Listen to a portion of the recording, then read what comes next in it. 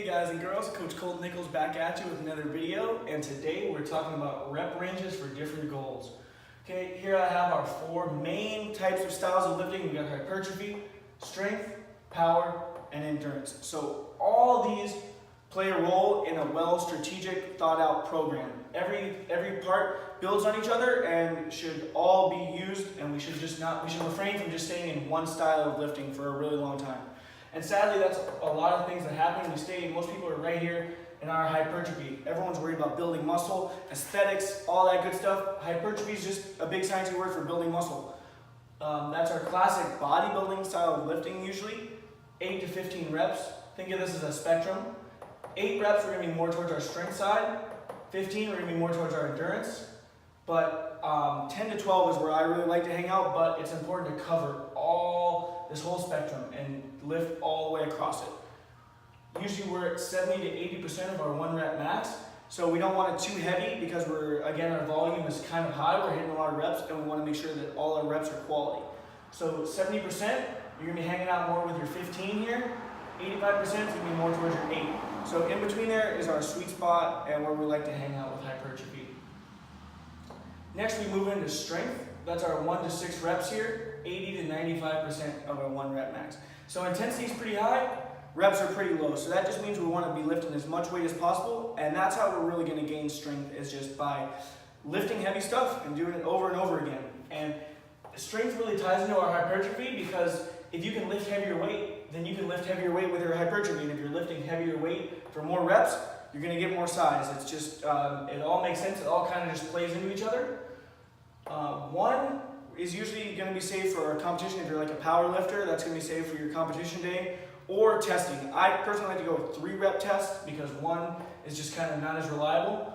6, you're going to be more towards our hypertrophy, which isn't a bad thing as long as it's put in and you can explain why it's there and you have a good legitimate reason as to why to use it. So make sure, as again here, you're playing around in all of the spectrum. Our 95% is going to be more towards our 1, and 80% is going to be more towards our 6. So really play around in there and have a well-formulated strength phase, because it will help you build more size in the long run. Next, power. Again, we're here 1 to 6 reps, but our intensity is way down. We're 50 to 65% of our 1 rep max. So all that means is the weight's light. We got to be moving that fast, fast, fast. Power equals force times velocity. So we need low reps, tons of speed, low weight, and just moving it as fast as possible. That's how we build power. When we're working power, we only get out what we put in. So if you're doing half-ass reps on your power, you're going to get half-ass results. So usually I like to stay another sweet spot for me is that 4 to 5 range, because I feel like power starts to degrade when you get past 6. Most people are not going to be able to do 6 reps as powerful as possible, so usually we try to cut it thin.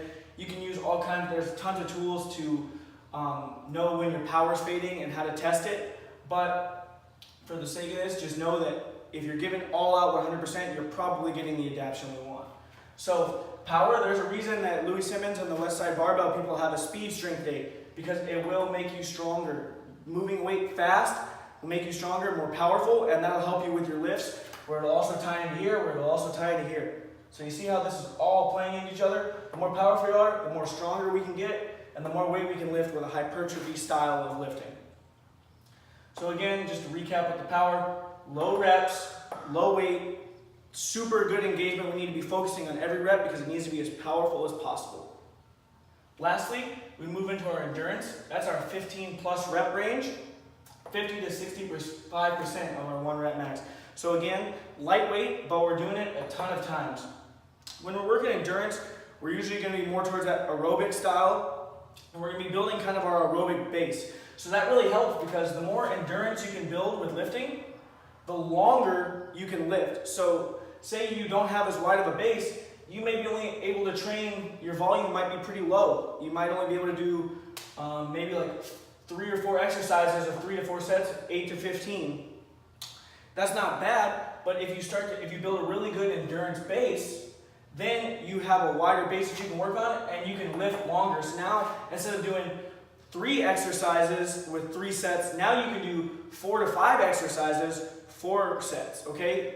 So when we're talking hypertrophy, volume is key. We have to be building volume, and the way to do that is to have really good endurance. So just a little recap with everything. These all play into each other, and with a well thought out program, they all have a really good place. So make sure that you're utilizing all of them, and you're not just hanging out here, you're not just hanging out here, here, and here. Fitness, unless you are a specialized athlete, fitness is an all-around thing. So make sure that you're training all of these things to be the best all-around human being that you can be. Unless you have a sports-specific thing where you're a power lifter or something, or you're, well, I mean, even if you're an endurance athlete, you can benefit from strength and power and hypertrophy work. So they all have a spot, and if you have a well-thought-out plan and a strategic plan, then they will all benefit you. So make sure next time you're programming to consider all these options that you have, and yeah, make a good program and make sure that they include everything. That's all I got for you guys today. I hope you guys enjoyed this video, and I hope it helps. And if you ever have any questions, I'm super open to anyone reaching out to me. I love answering questions and helping people. That's the reason I'm putting stuff like this out, is because I just want to help you guys and give you guys as much quality content as possible. So until next time, Coach Colton Nichols here, and